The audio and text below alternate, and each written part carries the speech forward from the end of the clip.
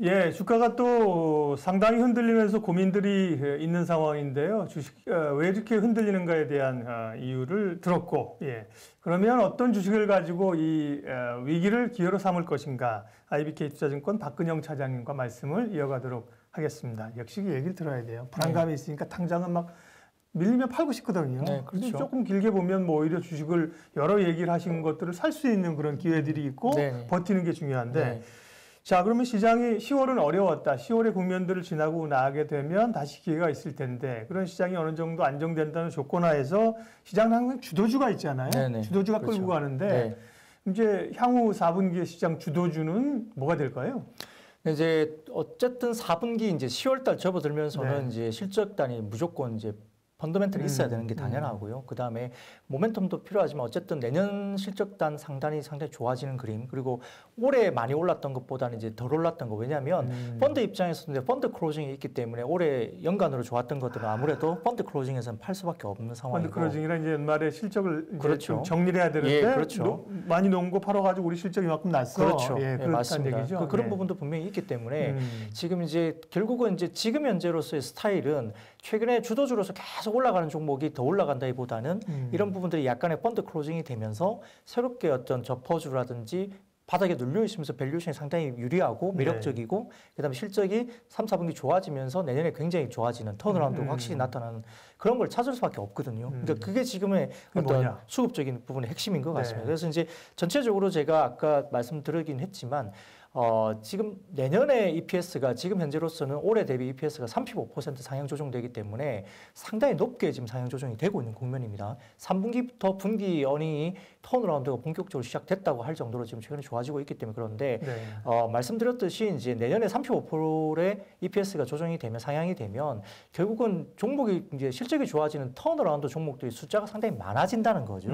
그래서 과거에 이런 사례를 보면 종목이 턴어라운드 종목이 상당히 많아지면 이 턴어라운드에 굉장히 민감해지지 않아요.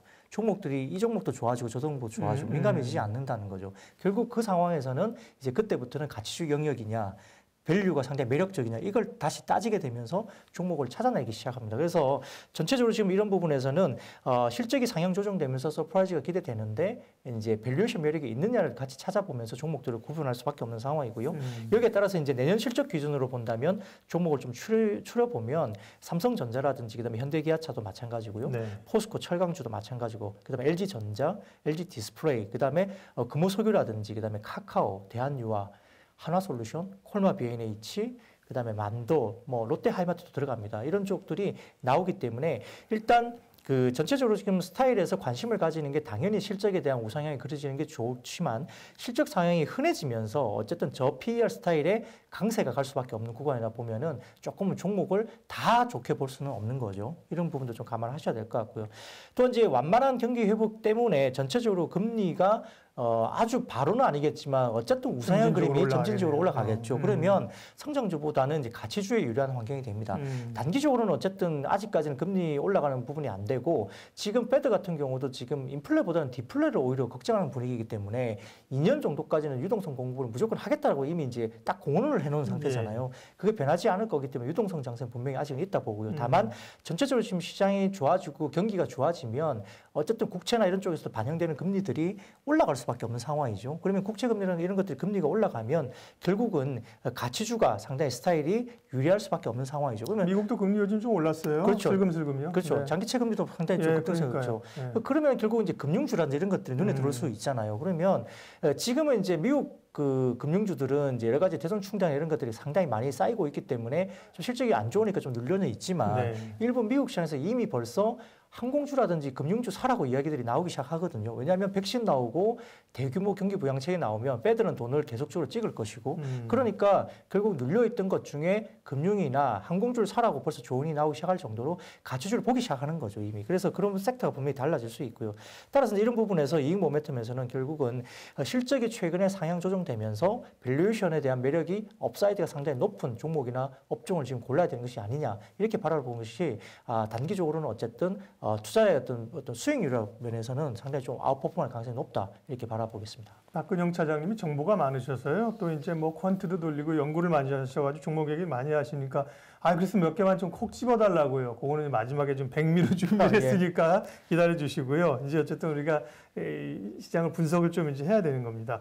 그러면은 결국 사실은 이제 올해 여름 이후에 있었던 것은 성장주냐 뭐 가치주냐 이 논란이 네, 있었잖아요. 네네. 성장주가 그렇죠. 넘어가니까. 네네. 근데 앞으로의 패러다임이 사실 성장주냐 가치주냐 논란이 아니라 핵심은 말씀하신 게 실적과 턴어라운드네요. 네, 그렇죠. 예. 그러면 그렇게 해서 섹터 한번 정리해 볼게요. 좋아지는 쪽이 그러면 어디 쪽이에요? 네.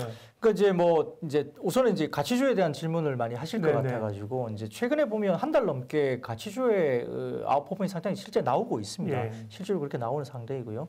이제 우리가 지금 이제 코로나 사태를 바라보면 상반기까지는 이제 상당히 두려움과 공포감이 있었기 때문에 이제 전체적으로 뭐 셧다운도 일부 해봤고 그렇죠. 여러 가지 네. 부분에서 이제 백신도 사실 굉장히 오리무중이었기 때문에 어려웠지만 이제는 이제 코로나와 함께 사는 세상으로 볼 수밖에 없어요. 적응하고 있어요. 네, 결국은 그래서 지금은 방역보다는 그러니까 공포의 심리보다는 불편함으로 넘어가고 있다 보이거든요. 좋은 그러니까 그게 말씀이시네요. 맞을 것 같아요. 예. 그래서 이제 단지 불편한데 같이 살아가지만 조금 극복하자 뭐 이런 쪽으로 가고 있기 때문에 여러 가지 국면에서 좀 이제 장기화될 가능성은 있지만 이게 공포 심리 때문에 뭐 이제 셧다운하고 그건 아닌 것 같아요. 그래서 이제 지금은 경제 재개를 상당히 적극적으로 할 수밖에 없는 국면이긴 한데요. 네. 연말이 다가오면서 이제 이런 것들이 이제 상반기에 있었던 부분들이 내년으로 넘어가면 내년 상반기에는 기저 효과가 상당히 있잖아요. 그런 부분도 있고 또 배당에 대한 관심이 지금 연말로 넘어오면서 올 수밖에 없기 때문에 그런데 사실은 지금 이제 경기 전망이나 이런 부분도 약간 주춤을 하고 있지만 좀 길게 보면 분명히 경기 전망도 더 좋아질 수밖에 없습니다. 이런 부분에서도 결국은 완벽한 방역보다는 경제 재개에 초점을 맞추기 시작하면서 네. 기존의 가치주가 이제 움직이기 시작하는 부분이죠. 따라서 이제 3분기 실적 이후에 보면은 말씀드렸듯이 이제 2021년도에 기저 효과에 대한 기대 때문에 아마 2021년 실적으로 뭐 향할 것이고 눈빛이 결국 연말에는 배당 기대감이 또 존재합니다. 이런 부분에서 단기적으로는 배당 여력이 올해는 많이 줄었다고 이야기는 합니다만은 그럼에도 불구하고 그게 되게 좀 약간 아이러니한 게 배당 수익률이 크게 훼손이 안 됐어요. 배당이 많이 줄었는데 그 왜 그런 거 아니? 주가가 떨어져서 그렇죠. 고배당 50 기준으로 봤을 때 네. 이 관련된 2020년 예상되는 현금 배당금이 20% 정도 줄었다고 합니다. 네, 근데 네. 주가가 12%나 하락을 했어요. 그러니까 이제 배당 관련된 그 배당 수익률이 훼손이 안 된 상태이기 때문에 예를 들어서 이제 그 우리가 바라보는 뭐 금융이라든지 이쪽은 배당 수익률이 약 6.5% 정도 되거든요. 그리고 이제 통신 같은 경우도 상당히 높고요. 이런 부분에서 상당히 지금 현금 배당 수익률이 전체적으로 지금 그 고배당 50 기준으로 봤을 때 현금 배당 수익률은 3.5% 이상 유지가 되고 있습니다. 상당히 고배당이거든요. 현재 부분에서. 그래서 이게 간과할 수 없는 부분이기 때문에 당분간은 가치주가 좀 더 아웃퍼폼할 가능성이 크고 최근에 며칠 장을 보더라도 장이 빠질 때 보면 최근에 배당을 좀 많이 준다라고 하는 종목들은 오히려 상당히 잘 버티거나 그래도 플러스권이 유지가 되고 있는 종목들이 꽤 많았고 오히려 최근에 좀 올랐던 종목들은 사실 배당 이슈가 좀 없는 종목들은 오히려 이제 빠지는 모습이 분명히 나타났거든요. 이런 것들도 좀 봐야 되고 그래서 지금 어찌됐건 간에 가치주냐 성장주냐 이게 사실 시소입니다. 그렇다고 해서 이 성장주가 또 완전히 뭐 죽을 것이냐 그것도 아닐 거예요. 왜냐하면은 우리가 이제 코로나 때문에 여러 가지 이제 성장주를 이끌었던 여러 가지 생활 패턴 반응들이 코로나가 약간 이전으로 돌아가기 그렇죠. 어렵죠. 돌아가기 어렵죠. 우리가 배달을 시키는데 편하잖아요. 그걸 느껴봤고. 근데 그걸 안 하겠습니까? 그건 아니거든요. 그러니까 배달이라든지 뭐 온라인 어떤 앱에 대한 어떤 뭐 결제라든지 이런 부분들이 없어질 수는 없어요. 네. 그리고 이제 이미 이제 사업 구조나 이런 것들이 많이 이제 재편되면서 그런 쪽이 사업적으로 시스템적으로 많이 이제 안착이 됐고 또 일부 좀 다른 이야기지만 이런 건 있습니다. 그러니까 최근에 이제 일부 제가 다른 방송에서 이야기를 드렸지만 해외 여행 수요의 그 소비가 되는 그 구조가 연간 30조 규모라고 하거든요. 네. 이게 이제 해외를 안 가다 보니까 지금 국내 수요가 이제 일부 제주도라든지 뭐 특정 네. 권역으로 가긴 하지만 굉장히 많은 돈들이 해외 수요를 하지 못하고 있어요. 여행으로. 뭐 어딘가 쓰일 것이다. 그렇죠. 그게? 예. 우리나라는 그걸 저축하지 않아요. 개인들이 저축하지 않고 쓰는데 결국 그게 잘 나타나는 게 뭐 명품을 산다든지 네. 아니면 최근에 LG전자나 이게 뭐 삼성전자를 보면 가전 수요가 그런 어마어마하잖아요. 이게 가전 수요 그리고 이제 인테리어 수요가 굉장히 인테리어 늘어나고 네. 그게 이제 물론 이제 오프라인 점포에서 나타나느냐 온라인에서 나타나느냐 그게 좀 차이가 있고 또 네. 홈쇼핑에서 또 많이 사느냐 그것도 다르거든요. 근데 홈쇼핑도 사실 잘 안 빠지고 오히려 지금 성장이 한 15% 정도 성장을 하고 있다 나옵니다. 홈쇼핑도. 그게 왜냐하면 과거에 이제 여행을 다루었던 상품들이 한 5에서 10% 정도 빠졌지만 다른 수요 그러니까 유형 어떤 상품으로 바꾸면서 성장률이 좋아지면서 오히려 홈쇼핑이 더 좋아졌거든요. 그런 부분에서 지금 이런 부분들이 이제 온라인이나 오프라인 이 부분에서 시소 게임을 하고 있지만 단기적으로는 어떤 해외 여행 수요가 30조 정도가 이제 지금 내부에서 소매로 이제 유통 쪽에 어떤 수요가 형성됐기 때문에 향후 한 1년 정도, 최소한 1년 정도는 이 수요가 내수에서 상당히 일어날 가능성이 크죠. 근데 만약에 이게 어느 정도 또 백신이 그리고 이제 여러 가지 치료제가 나오게 되고 1, 2년 정도 지나면 다시 여행 수요는 회복되면 또 그쪽의 수요가 또 나가면서 내수가 또 상대적으로 이제 해외 여행 수요로 또 바뀌면서 약간의 트렌드 변화는 조금 있을 수 있겠지만 어쨌든 단 1년 정도만 생각해 보면 또 내수 쪽에 상당히 좀 기회가 있을 수 있죠. 최근에 보면 이마트가 굉장히 아웃퍼폼 하고 있잖아요. 예. 그게 엄청나게 팔리고 있고 월마트도 미국 시장에서 약 밸류가 한 24배 정도로 받고 예. 있다고 해요. 근데 이마트가 지금 타겟 프라이스가 18배 정도 수준 타겟 프라이스 하면 약 20만 원 이상 나옵니다. 그렇기 때문에 이런 부분에서 상당히 좋아 보이고 또 홈쇼핑도 상당히 지금 실적이 괜찮아지면서 바닥권에서 꿈틀거리고 올라오고 있고 하이마트 이런 것도 좀 얘기하고 롯데 하이마트 네. 이야기 나오죠. 지금 그 2분기까지 그 누적 영업이익이 한 888억 정도로 제가 기억을 하는데 예. 작년에 900억대 중후반 정도였을 거예요. 연간 영업이익이. 근데 하이마트가요? 그렇죠. 네. 근데 롯데- 반기 네. 하이마트 반기가 지금 어. 888억이 나왔으니까 이미 작년 연간 영업이익 달에 거의 근접했고요. 그다음에 네. 지금 4분기가 지금 최근에 목표 주가 상향 조정이 계속되면서 일부 하우스에서 400억대 중반, 500억 언저리 이렇게 이야기가 나오고 있거든요. 그게 이제 목표 주가가 뭐 4만 원대, 4만 원 초반 이 정도 나오는데 저희가 좀 분석해 보면은 3분기에 한 550억, 560억 정도까지 나올 걸로 보입니다. 그러면 또 어닝 서프라이즈가 나오거든요. 시장에서 바라보는 컨센이 한 340억 정도였기 때문에 그러면 시장에서 목표 주가를 올리면서 컨센을 잡았는데 그보다 더 잘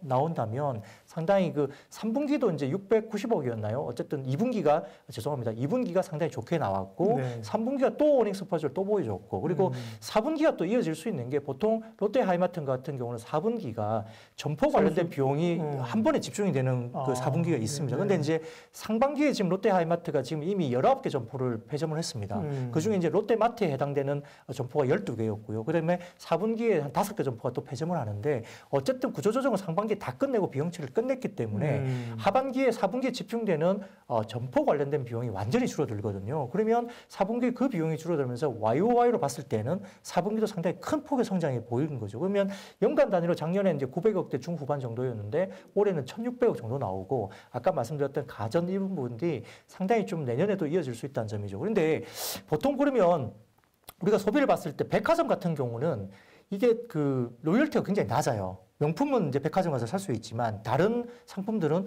코라사가 좀 더 이제 또 기승을 부리면 사실은 백화점에서 빠져서 딴 데서 산단 말이죠. 근데 이게 롯데하이마트가 되게 재밌는 게 설치 가전이에요. 설치 가전은 로열티가 굉장히 높습니다. 그렇기 때문에 이게 세탁기, 냉장고, 설치 가전들은 그러네요. 하이마트에 대한 로열층이 굉장히 높기 때문에 단기적으로 끝날 게 아니라 아마 이런 쪽의 부분은 상당히 좀 내년 쪽도 이어질 수 있다는 부분이죠. 예. 그래서 이런 소비 패턴에 대한 부분도 저희가 명확하게 보면서 분석을 할 필요가 있는 거고요. 이런 부분에서 아마 이제 섹터에 대한 부분들이 아까 초대 말씀드렸지만 반도체는 굉장히 빅사이클이 분명히 삼성전자를 필두로 해서 4분기도 굉장히 좋은 분위기로 가면서 내년 1분기부터 업사이클로 옵니다. 이거는 이제 공급적인 부분이 있기 때문에 그렇습니다. 그러면 가격적으로 상당히 좋아지는 거고요. 또 이제 과거에 2015년, 16년도에 대규모로 투자했던 서버 관련된 부분이 있잖아요. 네. 그게 보통 교체 주기가 3년에서 4년 정도면 그 구글을 포함한 아주 글로벌 기업들이 서버를 완전히 바꿔야 돼요. 그 교체 주기가 교체 수요가 이미 있다는 거죠. 그렇죠. 오게 됩니다. 그게 폭발적으로 아마 내년 초부터는 일어날 가능성이 굉장히 저는 크다고 보고 있거든요. 여기에 따라서 빅사이클이 오는데 결국은 삼성전자가 가장 핫하게 이 부분에서 나타날 수 있겠고 비메모리도 좀 어느 정도 올라오고 있는 부분이죠. 가전 좋아지고 스마트폰도 화웨이 반사 이익을 받으면서 나쁘지 않을 것 같고 그러니까 굉장히 좀 좋아 보이는 반도체 섹터고요. 그래서 반도체와 IT 가전이 계속 이야기 나오는 게 그것 때문인 것 같고요.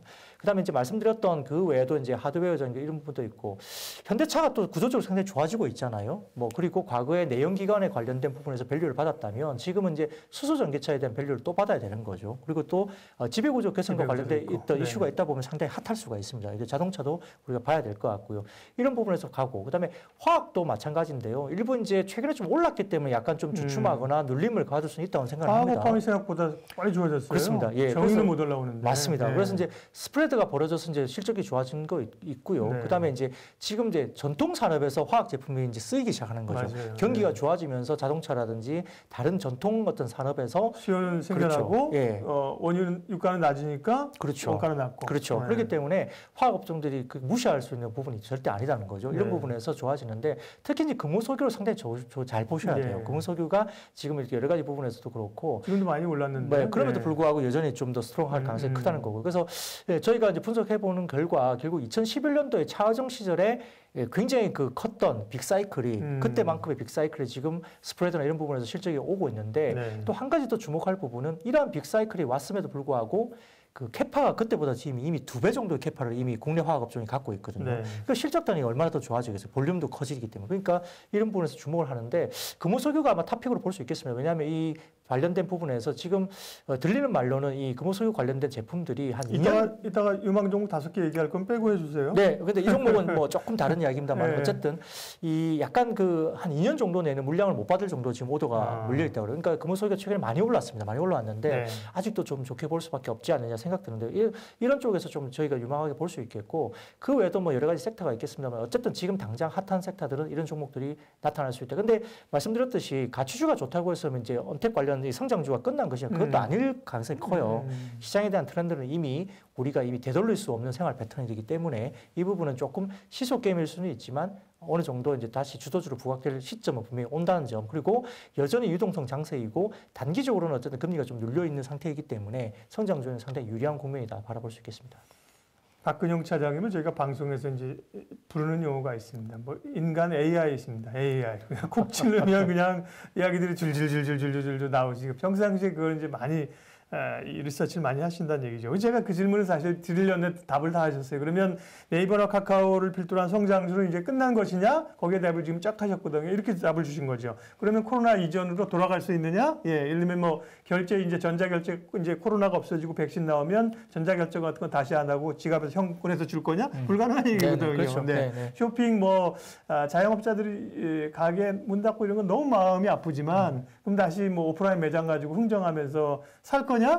온라인으로 이렇게 살 거냐? 돌아갈 수 없는 거거든요. 영역. 돌아갈 수 없는 영역들은 계속 간다는 말씀이고. 자, 우리가 또 흔들리는 증시에서 미래를 보면서 종목을 찾을 때 빼놓을 수 없는 게 결국은 미래 성장 산업이에요. 지금 우리가 뭐 전기차도 이제 개화 한 1, 2년 전부터 개화기라고 얘기했는데 이제 막 꽃이 피잖아요. 다음은 이제 수소차, 그린에너지, 풍력, 뭐 친환경 이런 쪽도 당장은 사실 수소도 변동성이 커요. 근데 큰 흐름으로 가져가야 되잖아요. 어떻게 해야 됩니까? 이런 색깔. 그 사실 많이 올랐기 때문에 그런 거지 않습니까? 어쨌든 뭐 정책이 발현되고 그게 이제 굉장히 큰 규모의 글로벌리 지금 정책들이 나오고 있기 때문에 이게 정부 주도의 대규모 정책이고 뭐 자금도 어마어마하지 않습니까? 이런 부분들이 무시할 수 없는 부분인데 정부 정책이 나오면서 어쨌든 뭐 그린 에너지라든지 어쨌든 뭐 디지털 뉴딜, 뭐 그린 뉴딜 관련해서 종목들이 사실은 많이 올랐어요. 근데 실질적으로 이게 실적에 반영되는 시간은 꽤 걸린다는 거거든요. 그러다 보니까 유동성 장세가 어느 정도 지금 이제 9월부터 시작돼서 조금 조정받으면서 유동성으로 막 올라가는 파티가 어느 정도 일시적으로는 좀 당분간 조금 쉬어가는 분위기가 되다 보니까 많이 오른 종목들이 밸류가 안 나오고 있잖아요. 그러니까 뭐 팔 수밖에 없으니까 눌림이 나오는 거죠. 그러나 이게 추세적으로 지금 우리가 관심 없이 그냥 가기에는 너무 지금 정책적으로 미국이 대선을 앞두고 전반적인 흐름에서는 어쨌든 전 세계가 지금 이제 어떤 그린 뉴딜이나 이런 부분들이 친환경 쪽으로 갈 수밖에 없고요. 특히 자동차 쪽이 먼저 빠르게 가고 있지 않습니까?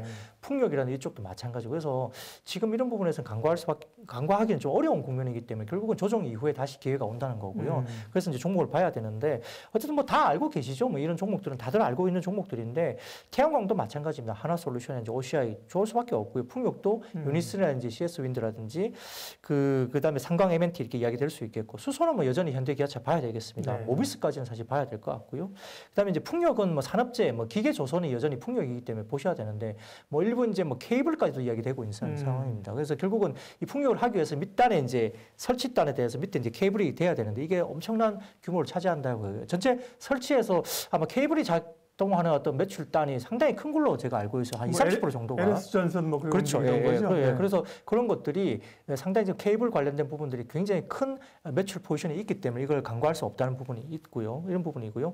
그다음에 뭐 2차 전지, 바이오 이쪽도 뭐 우리가 절대 무시할 수 없지 않습니까? 2차 전지도 많이 올랐기 때문에 최근에 좀 빠지는 거지 실질적으로 이게 우리가 큰 트렌드에서 벗어날 수 없기 때문에 결국은 시장이 커진다는 거고. 엄청 성장하는 산업이죠. 그렇죠. 그렇기 때문에 물론 이제 테슬라 관련 이슈 이후에 이제 배터리 관련된 모멘텀에 대해서 약간의 뭐 스크래치가 사실 났죠. 일부 이제 최근에 뭐 화재 이슈도 조금 있었고 그다음에 배터리를 뭐 테슬라가 한 해 만에 이야기들이 있었지만 단가이나 압력도 좀 있고 있긴 하지만 그렇지만 어쨌든 테슬라의 기술 혁신은 결국은 시장을 키우는 혁신이라고 보는 게 맞다면 테슬라가 어쨌든 조인트로 갈 수밖에 없는 상황이고 기존의 배터리 셀 업체를 무시하고 갈 수는 없고 또 테슬라가 만약에 배터리 제조사로 간다면 사실은 지금 100배 가까이 줬던 밸류가 무너질 수밖에 없어요. 그렇죠. 테슬라는 결국은 플랫폼 사업으로 가기 때문에 100배를 줄 수 있는 거거든요. 그러니까 그 앨런 머스크가 그렇게 뭐 바보는 아니잖아요. 굉장히 머리 좋은 사람이기 때문에 그 사람이 밸류에이션을 받을 수 있는 것들이 어떤 포인트인가 굉장히 잘 알고 있습니다. 그렇기 때문에 본인이 제조를 뛰어든다는 것은 거의 불가능하다 저는 보고 있고, 그러면 기존의 셀 업체하고 결국 연동할 수밖에 없다. 그러면 시장은 넓어지면서 2차 전지는 간다고 볼 수밖에 없고요. 그러면 일단은 셀 업체가 가면 어떤 방식으로 갈 거냐, 물론 전고체냐 어떠냐 그 방식은 남아있지만 어떤 셀 업체가 간다면 그 뒤에는 소재나 장비는 결국 따라갈 수밖에 없기 때문에 어쨌든 앞쪽에 셀이 먼저 가면 뒷단에 소재 쪽으로 따라간다고 보시면 될 것 같고요. 이렇게 보시면 될 것 같습니다. 따라서 이제 미국 대선을 앞두고 불확실성이 있고 아까 말씀드렸던 성장주냐 가치주에 대한 대결 구도 때문에 영향을 미치면서 시속 게임을 할 수밖에 없다. 다만 이 부분에 대해서 주식시장의 변동성 확대 때문에 그냥 수급적인 면으로 빠진다면 성장에 대한 그림이 분명한 섹터에 대해서는 어떤 살 수 있는 기회로 보는 게 맞다. 이렇게 정리드리겠습니다. 그러면 그린의 뭐 전기차든 수소차든 뭐 네. 풍력이든 이런 전략은 어때요? 어쨌든 간에 미래 성장으로 간다. 네, 네. 근데 사실은 가지고 있던 훅 오른 것 같으면 훅 떨어지고 변동성이 네, 네, 크니 네. 그 중에서 대표적으로 좋은 기업을 리서치해갖고 한두 개를 꽉 잡아. 네, 수소 중에는 예를 들면 뭐, 네. 풍력에는 뭐, 전기차 뭐 종목이 워낙 많잖아요. 네, 맞습니다. 그 중에 네. 하나씩을 꽉 잡아가지고 지금 변동성을 쓰니까 좀 꽤 올라가면 일단 좀 팔고 네네네. 다시 수익한 다음에 밀리면 다시 딴 거 하는 게 아니라 그 종목을 좀 다시 다시 사고 한번, 네. 뭐 그런 전략 괜찮아요? 그렇죠. 그래서 네. 이제 어쨌든 모든 섹터는 주도주가 있고 예. 주도주가 먼저 뿜어내면 그다음에 유동성 환경이 굉장히 좋은 경우에는 뒷단의 키 맞추기가 결국 이루어지죠. 근데 유동성 환경이 안 좋아지면 대장주만 가고 나머지는 다 못 가게 되겠죠. 그러니까 이제 이런 부분이 좀 차이가 있는데 어쨌든 풍력은 뭐 지금 어제인가요? 좀 유니슨 같은 경우는 대규모 지금 그 수주권을 이제 공시를 했지 않습니까? 그러니까 그렇기 때문에 의외로 굉장히 컸어요. 그 전체적인 유니슨에 대해서. 그래서 이제 유니슨도 좋고 CS 윈드는 계속적으로 이야기되는 종목이잖아요. 네. 그러니까 그런 부분이 있고요. 그다음에 수소는 역시나 뭐 현대기아차를 빼놓을 수는 없습니다. 그렇기 때문에 가야 되는 것 같고 모비스까지는 사실 구분지어서 가야 됩니다. 이 부분을 네. 케어를 하기 때문에 그런 근데 마찬가지고요. 모비스는 뭐 지배구조 그렇죠. 이슈도 있고. 예, 맞습니다. 그런 부분을 보셔야 될 것 같고요. 네. 뭐 2차 전지는 사실은 모르겠습니다. 뭐 LG화학이 눌려는 있지만 사실은 뭐 이게 물적 분할 때문에 이슈가 있는데 네. LG화학이나 SDI를 빼놓을 수는 없잖아요. 그렇죠. 그러다 보니까 네. 가야 될 것 같고 그다음에 그 뒷단에 오는 소재는 이제 어느 쪽으로 이제 예를 들어서 뭐 LG화학에 누가 소재를 넣느냐, SDI에 누가 소재를 넣느냐 이거에 따라서 또 가는 거고 또 만약에 1, 2년 뒤에 당장은 아니다마는 전고체 방식이 또 다가오게 되면 그렇죠. 방식이 완전 또 바뀌잖아요. 그러면 전고체 쪽에서 누가 두각을 나타내면서 간다면 또 전고체를 잘하는 소재가 어디냐를 또 봐야 네. 되기 때문에 거기에 대한 공부는 스타디는 계속적으로 팔로우를 해야 된다고 생각하고 있습니다. 섹터 얘기 하나만 더 할게요. 이제 그 시진핑 주석의 방한 가능성이 완전히 사라진 게 아니거든요. 네네. 예. 원래 오려고 했는데 지금 국내 코로나 환경이 어려워지니까 뭐 발을 뺀 걸 텐데 연내 뭐 올 가능성도 있고 또 중국 모멘텀이 좀 불면 화장품, 면세, 뭐 엔터 이런 중국 소비주들도 그다음에 경기 좋아지니까 또 뭐 굴삭기나 이런 뭐 기계나 이런 쪽도 네. 중국 쪽 네, 기대더라고요. 네. 중국과 관련된 그 모멘텀에서 볼만한 종목은요. 자, 우선 이제 뭐 굴삭기 말씀을 하시니까 네. 어쨌든 괜찮습니다. 괜찮은데 이제 좀 뜯어보면 네. 그 중국 로컬의 굴삭기 업체들이 더 좋았어요. 그러니까 두산 인퍼크로도 좋았고 다 좋았는데 네. 예, 로컬 업체들의 굴삭기 실적이 더 좋았던 게 사실 좀 아쉬운 부분이 있죠. 그러나 이제 성장세는 분명히 보여줬다는 거 분명합니다. 그래서 이제 어쨌든 중국이 좀 좋아지고 중국도 인프라 투자는 사실 중국 쪽은 SOC가 좀 더 이제 전통적인 산업에 SOC를 할 그렇겠죠. 가능성이 크겠죠. 네, 네. 그래서 눈여겨봐야 되는 건 분명히 뭐 우리가 두산그룹이라는 게 뭐 빠질 수가 없잖아요. 네. 볼 수 있겠고요. 이제 중국 소비주는 우리가 잘 생각해 보면 어쨌든 화장품이라든지 뭐 컨텐츠 그다음에 뭐 면세점 이렇게 이제 크게 볼 수 있겠네요. 물론 여행주도 마찬가지지만 뭐 딴 걸 떠나서 그러면 이제 어쨌든 가장 두드러지게 나타나는 게 이제 화장품이지 않습니까? 근데 이제 화장품을 보면 극명하게 좀 슬림화를 좀 해야 된다 생각을 좀 아주 강하게 갖고 있습니다. 네. 뭐 그게 이제 하우스에서도 이야기하는 부분들이 비슷한데요. 예. 왜냐하면 그 2분기에 굉장히 힘들었죠. 상반기에 굉장히 힘들었는데 그때는 왜냐하면 너무너무 코로나 때문에 힘드니까 글로벌 탑티어들이니까 이런 부분들이 이제 1+1 행사를 중국에서 했어요. 아직까지 소비를 할 수 있는 시장은 중국 시장입니다. 여전히. 그건 간과할 수밖에 할 수 없는 부분인데 중국이 안 사주면 힘들어요. 화장품도. 뭐 글로벌 업체들이 다 마찬가지입니다. 근데 코로나 때문에 힘드니까 아주 글로벌 탑티어들이 중국에서 1+1 행사를 했거든요. 그러니까 외국 기업들도 그렇죠. 네. 그러니까 명품 업체, 그러니까 화장품 명품 업체들이 1+1 행사를 하다 보니까 네. 국내에 이게 프리미어 그 어떤 그 낄 자리가 화장품들이 없었구나. 낄 자리가 없었죠. 못 예, 팔았죠. 그렇구나. 예, 그래서 이제 2분기에 깨진 거예요. 그래서 이제 특히나 우리가 이제 그 아모레퍼시픽의 그 설화수가 네. 이를 그 자리를 굉장히 잃어버린 모습이 나타나기 시작했고 네. 그래서 이제 MS를 굉장히 많이 뺏기면서 프리미엄 자리를 좀 내준 것이 아니냐랄 정도로 굉장히 좀 어려워진 것이 사실이었습니다. 아모레가 어려운 또 속사정이 그런 게 있었군요. 네네. 근데 희한하게도 LG생명건강의 후는 네. 잘 버텼어요. 네. 예. 그래서 이제 약간 어떤 마케팅의 이유인지 모르겠으나 실질적으로 데이터를 보면 LG생활건강의 후는 상당히 잘 버텼습니다. 그래서 이제 상당히 어려웠는데 어쨌든. 근데 이제 2분기가 지나면서 이 그 탑티어들이 이제 그 새로운 그 뭐랄까 신제품을 내기 시작했어요. 왜냐면 1+1 행사를 하면서 재고 소진을 하고 그러니까 이제 명품 입장에서는 오랫동안 1+1을 할 수가 없습니다. 왜냐하면 자기네들의 그 네임밸류가 있잖아요. 그렇죠. 그걸 너무 오랫동안 하다 보면 그 밸류를 되죠, 예, 가치를 네. 훼손하기 때문에 그 재고가 어느 정도 소진되면서 1+1을 이제 끝내면서 그러면 기존에 있는 것들을 다시 팔 수는 없잖아요. 그러면 뭘 하겠어요? 신제품 상품 리뉴얼을 하는 거죠. 그래서 신제품 출시하고. 그래서 최근에 명품들이 중국에서 신제품을 내기 시작했어요. 그게 뭐냐면 1+1 행사와 관련된 재고 소진이 끝났다는 거잖아요. 근데 이제 어느 정도 코로나가 조금 종식이 되고 그다음에 중국은 좀 빨리 이제 최근에 안정화가 됐지 않습니까? 그러다 보니까 중국 시장에서 소비가 시작되니까 이제 올라오기 시작했죠. 그래서 이제 국내 업체들도 아모레퍼시픽이나 LG생활건강에 올라왔는데 전체적으로 한 10% 정도 아모레퍼시픽도 올라왔다고 해요. 근데 그 글로벌 탑티어들이 30% 성장을 했거든요. 그러니까 그렇게 보면 또 상대적으로 성장세가 너무 좀 없었다라고 또 아쉽게 생각할 수 있겠죠. 그래서 아까 초도에 말씀드린 것처럼 그 아모레퍼시픽이 조금 힘들어지고 LG생활건강이 두각을 나타내기 시작했고요. 또 구조적으로 봤을 때 LG생활건강은 그 화장품뿐만 아니라 우리 손세정제와 같은 생활용품도 많이 있고요. 그다음에 이제 음료 제품이 또 있죠. 근데 음료가 참 재밌는 게요. 이게 집에서 배달 음식을 많이 먹다 보니까 코로나 때문에 여기에 끼어 들어가는 탄산음료가 많잖아요. 아, 맞아요. 네. 거의 뭐 치킨이나 그렇죠. 피자 시키면 탄산 따라 오거나 시키죠. 예. 그런 것들이 LG생활건강이 잘 팔리기 시작한 거예요. 그러니까 손세정제 많이 팔리니까 생활용품도 LG생활건강이 괜찮았고 후가 중국에서 아모레퍼시픽과 달리 상당히 LG생활건강이 잘 포지셔닝을 하면서 조금 아모레퍼시픽과 좀 차별화되는 어떤 매출을 확실히 보여줬고, 그러니까 프리미엄에 대한 포지션을 잃어버리지 않은 게 LG생활건강이었던 거죠. 그래서 상당히 좋아졌고요. 그리고 조금 다른 이야기지만 최근에 연우의 실적이 3분기가 조금 기대치 못 미치면서 좀 어려울 것 같다 이야기가 나오는데, 용기업체 그렇죠, 연우. 예. 예. 근데 연우의 어떤 실적에 대한 부분을 좀 뜯어보니 3분기 들면서 연우의 LG생활건강향 그 매출이 30% 정도 증가했다고 나오는 거예요. 연우 전체적인 매출은 떨어지는데 LG생활건강으로 들어가는 그 화장품 관련된 용기가 30% 늘었다고 나오거든요. 그러니까 LG생활건강의 실적이 3분기가 상대적으로 좋을 수도 있겠다라는 추정을 해볼 수 있는 거죠. 네. 그래서 이제 어쨌든 그 화장품으로 본다면 아모레퍼시픽보다는 LG생활건강으로 좀 집중을 하자는 게 맞는 것 같고요. 네. 두 번째로 이제 소재 업종 중에서는 이제 코스맥스하고 콜마를 보는데 여기에서도 코스맥스랑 뭐예요? 한국 콜마. 한국 콜마. 네. 근데 이제 코스맥스를 좀 더 집중적으로 보자는 거예요. 그러니까 한국 콜마는 좋은데 이게 제품 믹스라든지 그다음에 이제 그 우리가 그 각사가 이제 바이어들의 어떤 믹스가 약간 좀 다를 수 있는데 여기에서 좀 차이가 있는 것 같고, 그래서 한국 콜마는 중국향 그 애터미가 좀 나쁘지 않습니다. 근데 그럼에도 불구하고 나머지 쪽의 어떤 개선세가 조금 저조하다는 부분에서는 콜마보다는 코스맥스가 좀 더 좋아 보이고 실질적으로 주가도 코스맥스가 좀 더 좋습니다. 그런 부분에서 충분히 지금 반영되고 있기 때문에 LG생활건강과 코스맥스 쪽으로 보자는 생각이 있고요.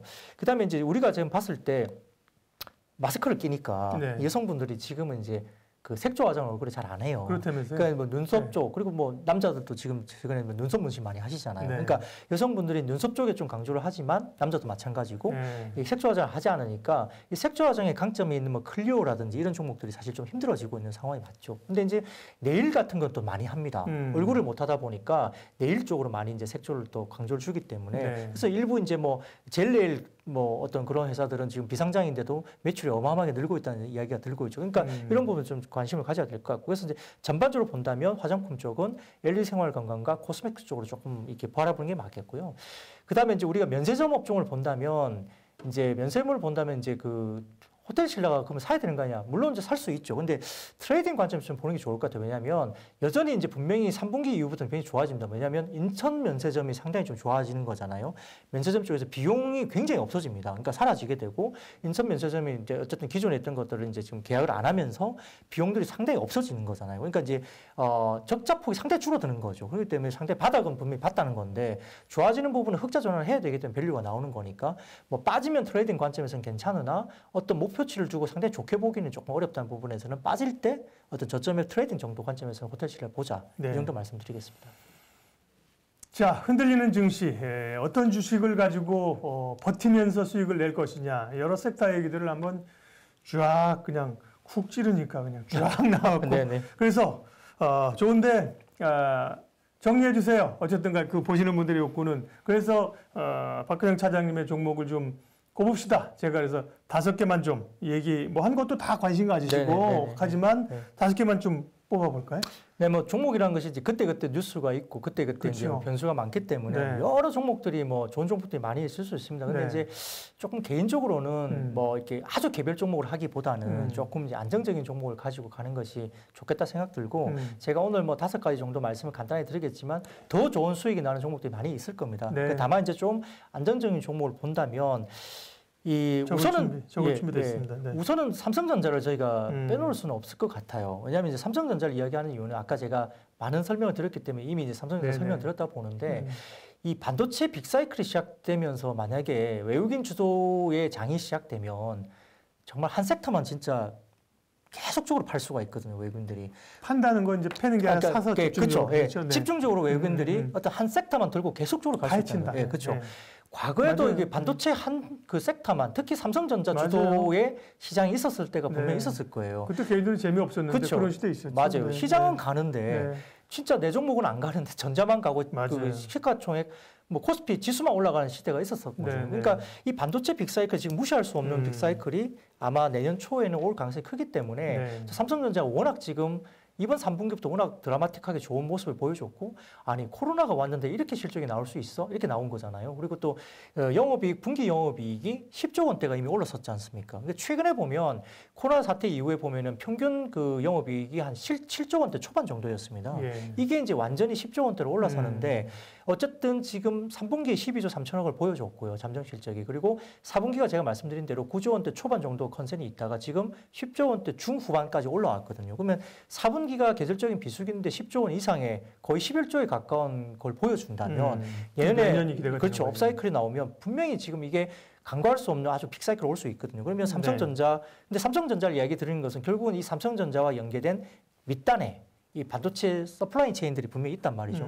특히 이제 성장에 대한 부분들은 서버 디램도 상당히 아까 제가 아주 큰 그 글로벌 기업들이 구글과 포함된 3, 4년 정도의 서버 교체 주기가 대규모로 오기 때문에 이 부분에서 있었다. 그러면 이제 서버 디램 쪽에 올 수 있지만 어쨌든 지금은 핫한 게 또 비메모리잖아요. EUV 그렇죠. 관련된 네. 노광 장비 관련된 이번에 그 12조 3천억 관련된 부분이 이제 발표가 되는 날 그 이재용 부회장이 결국 간 곳이 그 노광 장비 EUV 그 때문에 네덜란드 갔다고 그러지 않습니까? 그러니까 EUV 장비를 과연 어느 정도 확보를 하냐에 패권이 달려 있는 겁니다. 그렇기 때문에 EUV 장비는 삼성전자가 아무리 많은 돈을 갖다 줘도 EUV 장비는 이 계약 순서대로 갖다 준다고 하기 때문에 연간 만들 수 있는 대수가 정해져 있어서 그 네덜란드의 그 업체가 아무리 돈을 더 줘도 줄 수가 없어요. 그 회사 사고 싶네. 예, 사실 그 회사가 대단한 회사죠. 네, 근데 맞아요. 그게 있기 때문에 이재용 부회장이 아무리 가가지고 돈을 뭐 2배로 줬게 해도 받을 수가 없는 장비예요. 근데 그게 어쨌든 국내에 EUV 장비가 이제 들어오기 시작했지 않습니까? 네. 그러면서 초격차를 벌리기 위한 그 EUV 장비가 들어오면서 결국 비메모리 쪽이 더 커지고 이 부분에서 격차가 벌어지는 과정에서는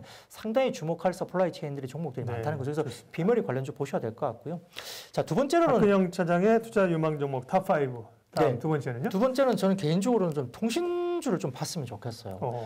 굉장히 눌려있고 답답합니다. 시총도 큰데 움직임이 하루에 뭐 100원, 200원 움직이는 이 LGU 플러스가 있는데요. 물론 이제 최근에 탑픽으로서는 뭐 SK텔레콤이 많이 이야기는 되고 있습니다. 뭐 어닝도 그렇고 자사주를 또 사고 있는 상황이고요. 또 이제 그 5G가 이제 늘어날 때 여러 가지 부분에서 상당히 좀 좋은 국면이 분명히 있을 수 있다고 여기저기 보면서는 투자도 많이 해놨고. 그렇죠. 예, 이제 뭐, 자회사의 모멘텀 네. 분명히 있죠. 예, 이런 그러니까요. 부분에서 SK텔레콤 말씀을 많이 하시는데 저는 LGU 플러스가 계속 눈에 걸려요. 왜냐하면은 이 LGU 플러스가 보면은 지금 올해 그 영업이익이 한 9천억 정도 이야기가 되어 있는 상황인데 네. 지금 2분기도 어닝 서프라이즈가 분명히 나왔거든요. 그리고 이제 그 통신 3사 중에 KT는 조금 도태되는 분위기인 것 같고요. 최근에 뭐 그 3분기에도 어떤 또 특정한 어떤 그 일시적인 어떤 비용 처리가 또 있기 때문에 조금 어닝 부분을 좀 처지는 부분이니까 좀 차치를 하고 SK텔레콤과 LGU 플러스가 좋은 거 분명히 좋을 겁니다. 좋을 건데 LGU 플러스가 지금 2분기에도 그 유일하게 LG U+가 그때는 어닝 서프라이즈가 나타냈거든요. 근데 3분기에도 아마 LG U+가 또 어닝 서프라이즈가 나올 것 같아요. 한 2,400억대 이상은 나올 것 같습니다. 분기 영업이익. 그러면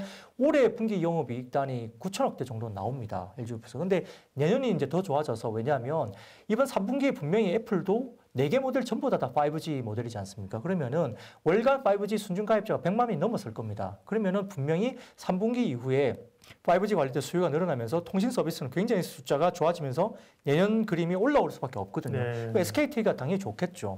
주도하고 있으니까. 근데 LG U+가 여기에 따라서 결코 뒤지지 않는 거죠. 배당은 물론 SK텔레콤 좀 더 배당 수익 성향은 좀 좋습니다만은 LG U+도 최근에 그 새로운 그 신임 사장 이하 연말 들어서면서 그 임원들의 그 우리가 뭐라면 그 평가하는 그 항목들이 있잖아요.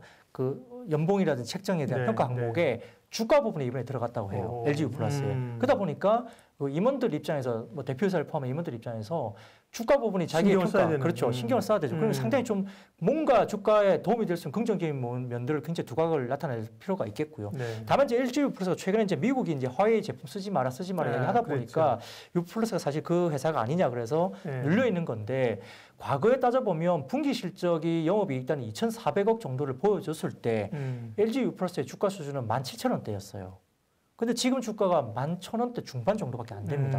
어마어마하게 눌려 있습니다. 그래서 화웨이 이슈 때문에 눌려 있는데 이게 화웨이 이슈가 있다 하더라도 그렇다고 해서 당장 뭐 내일 바꿀 수는 없는 거잖아요. 바꾼다 하더라도 점진적으로 바꾸겠지만 그 네. 비용이 그렇게 많이 들지 않을 거다는 거죠. 그리고 또 꼭 바꿔야 되는 것도 또 아닐 수도 있다는 거기 때문에 어찌됐건 지금 LG U+의 어떤 이 주가 부분은 너무 좀 판이하게 너무 저평가되어 있다는 거죠. 네. 그래서 당장 움직이지 않고 좀 지루할 수도 있고 좀 오래 갈 수도 있으나 그러나 좀 편안하게 어떤 종목에 대해서 내가 좀 장기적으로 갖고 갈 수 있고 좀 종목에 대해서 갈 수 있다면 저 개인적으로 LG U+ 충분히 살 수 네. 있다. 포트에서 통신주 가운데는 예, 예. SKT보다도 네, LG 네. U+에 더 점수를 주고요. 관심을 좀 가져볼 수 있다. 투자 영웅 종목 탑5 세 번째는요. 세 번째는 조금 이제 그 아까 제가 중간에 된다. 가치주에서 이야기 드렸던 것 네. 중에 금리 상승 사실 들었잖아요. 은행주. 금리, 네. 은행주 중에서는 하나금융지주. 하나금융주. 예, 물론 이제 지금 탑픽은 하나금융과 KB금융입니다. 그렇죠. 예. 근데 네. 이제 KB금융은 상반기에 약간 하나금융보다는 좀 못했어요. 네. 어닝에 대해서 못했는데 상반기 대비 하반기가 그 상반기 대비 하반기의 어닝에 대한 성장률이 굉장히 좋습니다. 그래서 그게 가장 좋기 때문에 KB금융 이야기 되는데 하나금융지주는 유일하게 1, 2분기 다 유일하게 금융사 중에 은행주 중에 유일하게 어닝 서프라이즈가 나왔어요. 네. 근데 3분기에도 어닝 서프라이즈가 또 나올 것 같습니다. 그러니까 연간 단위로 봤을 때 하나금융지주만 은행주주 가운데서는 유일하게 어닝 서프라이즈를 계속 내고 있고 또 정부에서 이제 배당을 자제해라 자제해라 이야기를 계속 하잖아요. 그래도 배짱 있게 배당했어요. 예, 배당했습니다. 네, 자신 있다는 배당. 거거든요. 네. 그래서 하나금융지주가 이제 여러 가지 사모펀드라든지 여러 가지 뭐 이런 부분에서 네. 비용 충당이나 이런 부분이 있음에도 불구하고 굉장히 자신 있게 실적을 내고 있고요. 어닝 서프라이즈가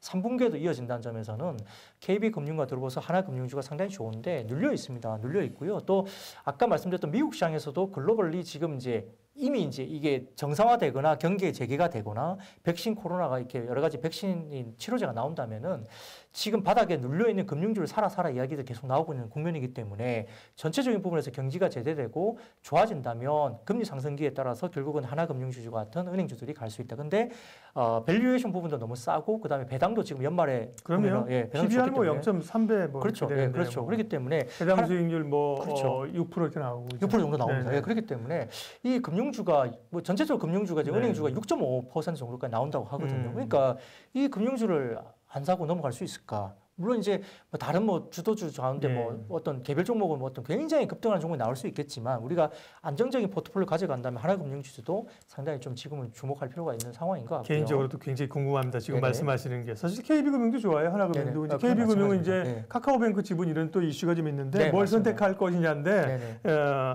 하나금융을 이제 금융주 은행주 가운데는 꼽으셨고 네네. 예, 박근영 차장님의 투자 유망 종목 탑5 네 번째는 네. 5G 떠나서 말씀드릴 수는 그렇지, 없겠죠. 5G 하나 예, 꼽아야지. 5G 해야겠죠. 근데 네. 이제 최근에 논란이 뭐냐면 이제 뭐 28GHz 관련해서 이제 이게 네. 조금 안 된다 하다 보니까 뭐 악재처럼 이야기가 되면서 좀 빠지기도 하는데요. 네. 그리고 또 3분기까지 5G 통신 장비 위주들이 상당히 조금은 실적이 안 좋은 종목들이 좀 있을 수 있습니다. 선반영 되면서 예. 주가가 올랐었는데 그러다 보니까 이제 주가가 지금 약간 눌리고 빠지고 있는데요. 하나 찍어볼까요? KMW KMW 예, 지금 예, 말씀드리려는데 예, KMW 맞습니다. 예, KMW 말씀 드려야 되는 제일 것 같고요. 믿음직한 기업이라고 봐야죠. 그렇죠. 네. 예. 사실 이제 28GHz 관련된 말씀을 드리자면 이게 네. 인빌딩 관련된 부분인데요. 이게 커버리지가 하나당 뭐 한 30m, 40m 정도밖에 안 된다 그래요. 그러다 보면 빌딩 내에서도 다 커버가 안 되는 거예요. 그러다 보니까 이게 무수하게 많은 것들이 들어가야 됩니다. 28GHz. 그러니까 이게 전국망을 깐다는 것 자체가 원래 애초에 안 됐던 거거든요. 근데 이제 이번에 이제 정부가 이제 28GHz가 조금 힘들겠다 이야기한 게 악재처럼 빚어지지만 애초부터 그건 아예 안 되는 거였기 때문에 기대감이 아예 없다고 봐야 맞는 거죠. 그래서 그건 말이 안 되고 3.5GHz가 간다는 게 통설이겠죠. 그러다 보니까 이 3.5GHz 간다 보면 국내 통신 장비들이 어쨌든 굉장히 좀 좋아지는 섹터들이 굉장히 많습니다. 근데 이게 이제 미국도 마찬가지. 미국도 어떤 주파수 대역으로 가냐에 따라서 주파수 대역이 여러 가지가 있을 수 있잖아요. 네. 그럼 그걸 다 대응할 수 있는 능력이 있는 통신 장비주가 어디냐를 바라보면 KMW가 여러 주요 대파 다 나타나고 있죠. 그렇죠. 그걸 다 할 수 있는 종목이고 그다음에 미국, 인도, 일본, 그다음에 한국 모든 걸 갖다 지금 그 거래처를 두고 지금 네. 실질적으로 납품하고 있는 게 KMW죠. 그러다 보니까 지금 주도주와 비주도주의 슬림화가 분명히 필요한 국면이기 때문에 KMW를 사야 되고 그리고 이 매출 구조가 만약에 2배 정도 차이가 나는 회사라면 이익 구조는 서너 배까지 늘어날 거예요. 그게 굉장히 차이점이에요.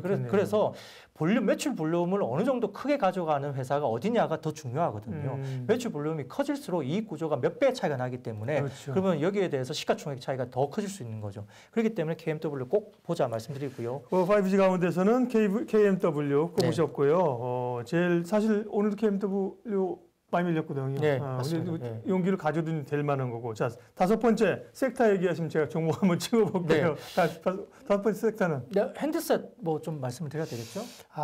핸드셋. 네. 핸드셋 쪽에는 요즘 제일 핫한 게 뭐더라? 핸드셋은 어쨌든 뭐 애플 관련주 뭐 이렇게 뭐좀 LG노텍이? 뭐 BH. BH. 예. 그러니까 물론 말씀하신 LG노텍 무슨 굉장히 좋을 겁니다. 왜냐하면 이제 이번에 이제 제가 조금 오늘 논조에서는 조금 이제 벗어난 이야기지만 어쨌든 애플 관련주가 굉장히 지금 중요한 모멘텀이 있어요. 왜냐하면 그러니까 4개의 모델이 나왔는데 다 OLED다. 왜냐하면 작년까지는 OLED 모델이 2개가 나왔고 LCD 모델이 하나가 나왔거든요. 근데 올해는 4개 모델이 나왔는데 다 OLED가 나왔죠. LCD가 없어졌어요. 근데 작년 같은 경우에 LCD 관련된 매출 비중이 55%였어요. 그리고 OLED가 2개 모델인데 불구하고 45%.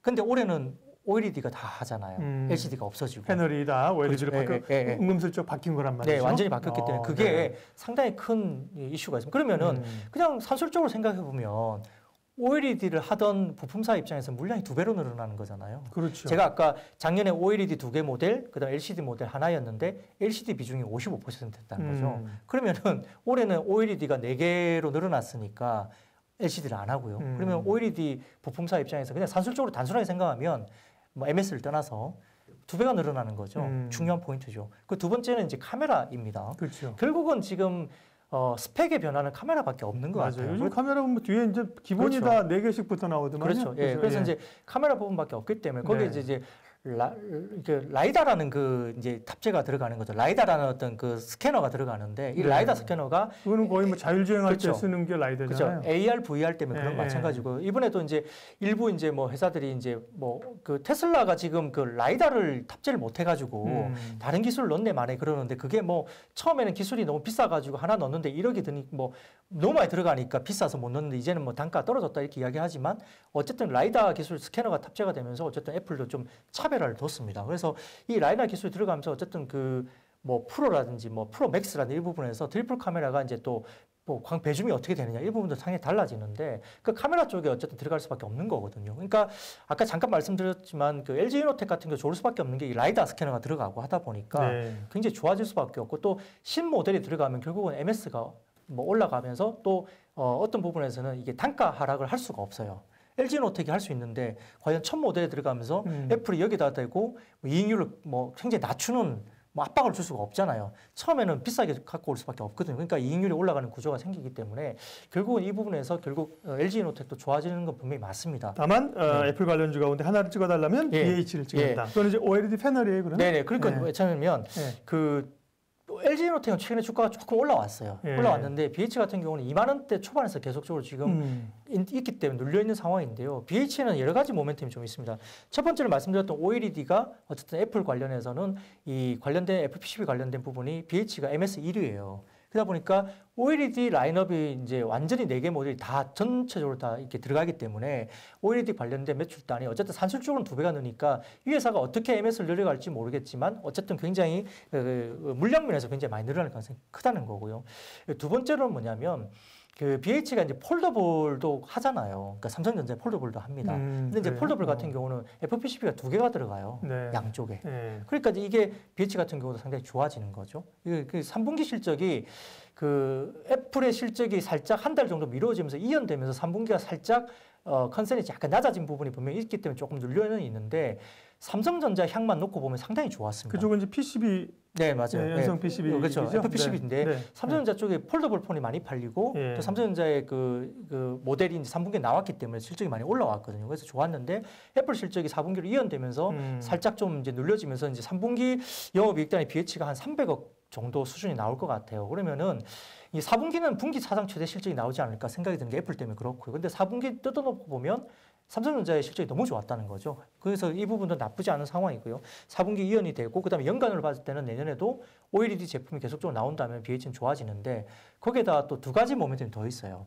신사업 모멘텀인데 이쪽에서 지금 뭐냐면 5G 관련된 모멘텀이 있습니다. 그게 이제 그 새로운 신제품 중에 이제 mmWave라는 기술이 들어가는데 네. 이게 이제 5G 관련된 그 어떤 부품이거든요. 근데 그 관련된 부품이 이제 BH에서 하는데 이게 그 이번에 애플이 나온 제품 중에 미국 쪽에 들어가는 제품 중에는 mmWave 기능이 탑재가 돼요. 미국 쪽에서 통용되는 그 기술이기 때문에 그게 들어가는데 이 BH가 mmWave 기술을 합니다. 이게 5G 관련된 거거든요. 이게 이제 이미 발표를 했습니다. BH가 이 제품을 한다 발표했기 때문에 사실은 BH가 5G 통신 장비 관련된 모멘텀을 갖고 있는 거예요. 네. 네, 그리고 이제 BH가 이제 밑에 뭐 자회사 통해서도 여러 가지 이 제품 같이 하고 있기 때문에 이슈가 많네요. 그렇죠. 그래서 해외 쪽에서 지금 이제 바이어들의 어떤 문의가 상당히 많고 이쪽에서 런칭이 되면서 전체적 외형 성장을 굉장히 이끌 것으로 지금 보고 있습니다. 그래서 mmWave 관련된 부품을 이 BH가 하면서 5G 통신 장비 쪽에 대한 모멘텀도 가지게 된다는 것도 상당히 매력적이죠.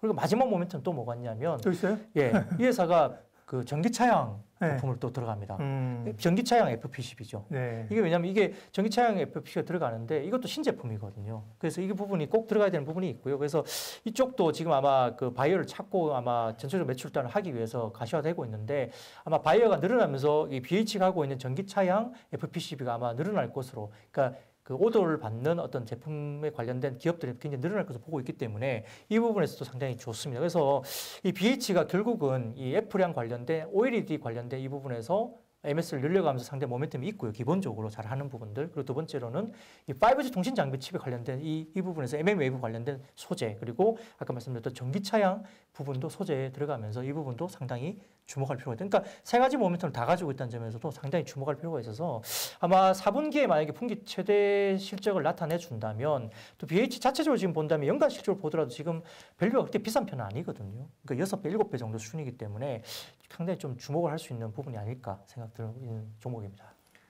예, 박근영 차장님의 투자 유망 종목 5개, 삼성전자, LG U+, 하나금융지주, KMW, BH입니다. 사실 오늘 뭐 최근에 이번 주에 장이 많이 흔들려서 야, 이 왜 이렇게 흔들리는 건가? 답답한 마음으로 방송을 이제 시작을 했는데 이 뒤쪽에 그냥 종목 얘기들이나 성장성 얘기들을 쫙 풀어놓으시니까 예. 쫙 빨려 들어가가지고 예. 장에 대한 걱정들은 싹 잊어버렸는데요. 앞으로도 이제 박근영 차장님 모시고 우리가 또 다음에는 이제 좀 섹터를 좀 집중적으로 나눠 분석을 하든지 오늘 아주 귀한 시간 우리의 걱정들을 확 덜어주셨습니다. IBK 투자증권 박근영 차장님 함께했습니다. 고맙습니다. 네, 감사합니다.